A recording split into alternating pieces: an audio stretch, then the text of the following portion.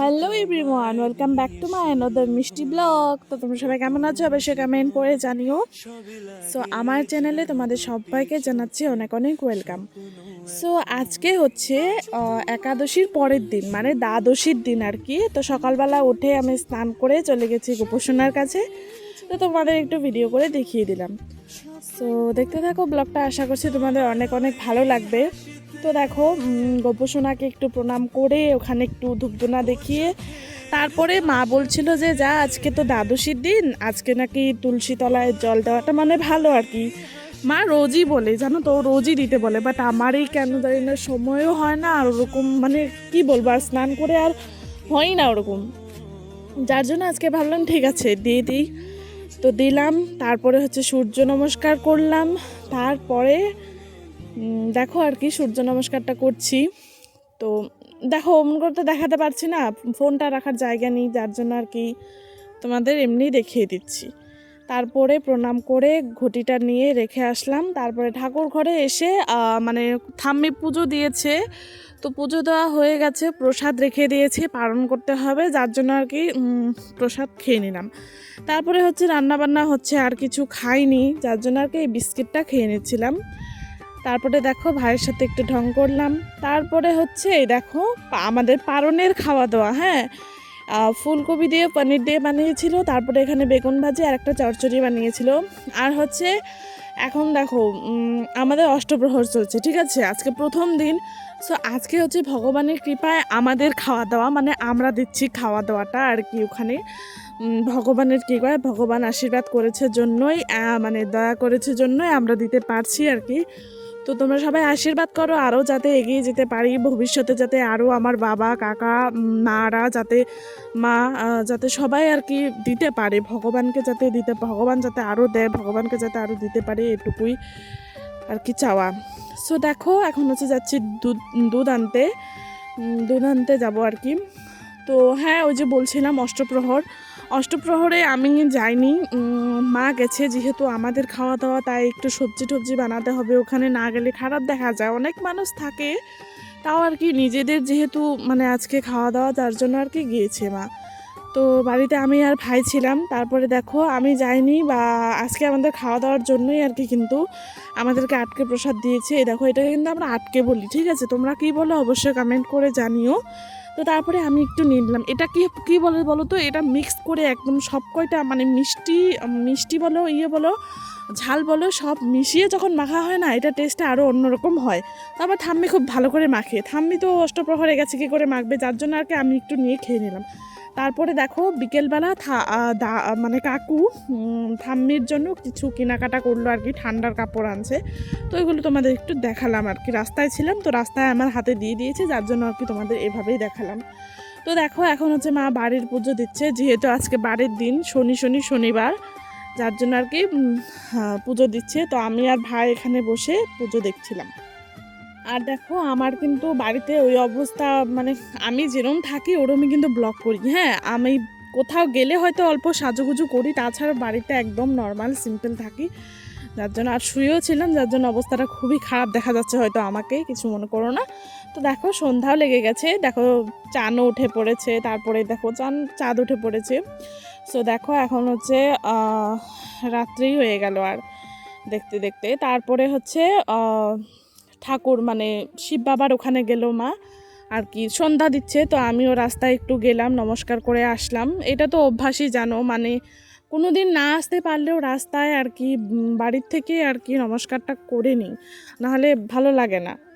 তো এটাই আর কি, বাবা না থাকলে আমার জীবনে মানে কিছুই নেই, আমি শূন্য, সত্যি বলছে, আমার জীবনে শিব বাবা না থাকলে আমি শূন্য, এটা একদম, যেটা সত্যি কথা একদম।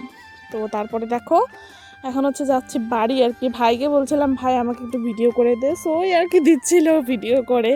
তারপরে দেখো এই যে রেডি হয়ে নিয়েছি, যাব হচ্ছে এখন হচ্ছে অষ্টপ্রহরে, ওই যে তোমাদের বললাম। তো চলো এখন অষ্টপ্রহরে যাওয়া যাক। তো এসেই পড়েছি আর একটু, তো মা বাবা আমি ভাই যাচ্ছি আর কি।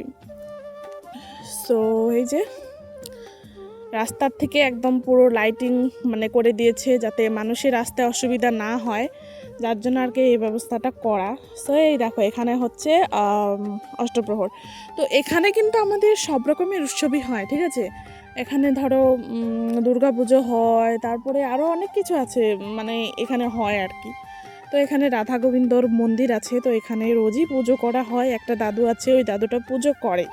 তো দেখো আসার সাথে সাথে আমার ভাইয়ের এত মানে কি বলবো, ওর ঝামেলা শুরু হয়ে গেল। ওর নাকি কিছু খাবে, তো খাচ্ছিল, আমি আর মা দাঁড়িয়েছিলাম, বাবাও দাঁড়িয়েছিল। তো এখানে দাঁড়িয়ে থাকতে থাকতে একটা মজার কাহিনী হয়, তো তোমাদের সেটা দেখাবো অবশ্যই।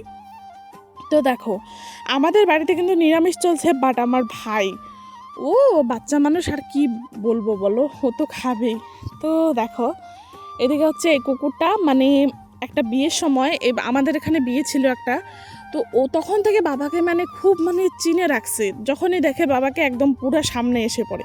তো দেখো বাবাও তো পুরা পাগল হয়ে গেছে, মানে কুকুরটা মানে খুব করে বাবাকে, তো বাবাও মানে কুকুরটার প্রতি মায়ায় পড়ে গেছে। তো কি কি এনে যে খাওয়াচ্ছিল ওকে, না হলেও তো 200 টাকার জিনিস ওদিন খাওয়ানো হয়েছেই, মানে এত পিছন লাগছিল বাবার, যার জন্য আর কি এরকম অবস্থা। তো দেখো দেখো এটা কিন্তু খুবই অবাক করার বিষয়, কুকুরটা বাবাকে মানে নমস্কার মানে ওইরকমই একটা বস্তু করলো, মানে প্রণাম করলো, দেখতে পারলে তোমরা। তো আমরা তো দেখি অবাক, মানে কি বলবো, বাবা অতটা অবাক হয়নি, বাবা বলছে না ও আমাকে ভালোবাসার জন্য এটা করেছে।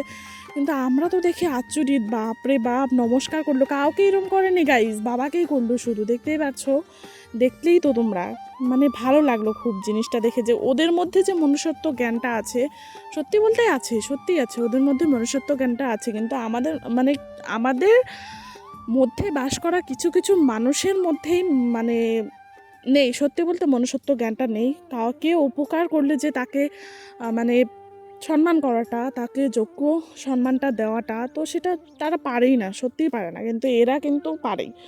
এরা মানে মালিককে মানে ঠিকই মানে সম্মান দেয় যোগ্যতা হিসাবে, মানে কি বলবো, বুঝতেই পারছো তোমরা কি বলতে চাইছি আমি। তো দেখো বাবা কিন্তু ওকে খাওয়াচ্ছে, একের পর এক খাওয়াচ্ছে, একের পর এক খাওয়াই যেতেছে। গোটা সময়টা অষ্টপ্রহরে গোটা সময়টা বাবা এই কুকুরটার সাথেই ছিল। আমরা তো বসে বসে একটু গান শুনেছি, কিন্তু বাপরে বাপ কি বলবো, বাইরে এই কুকুরটার সাথেই ছিল। তো দেখো আজকে যেহেতু আমাদের খাওয়া দাওয়া, তো দাদুর নামটা এখানে দেওয়া হয়েছে, দেখতেই পাচ্ছ তোমরা।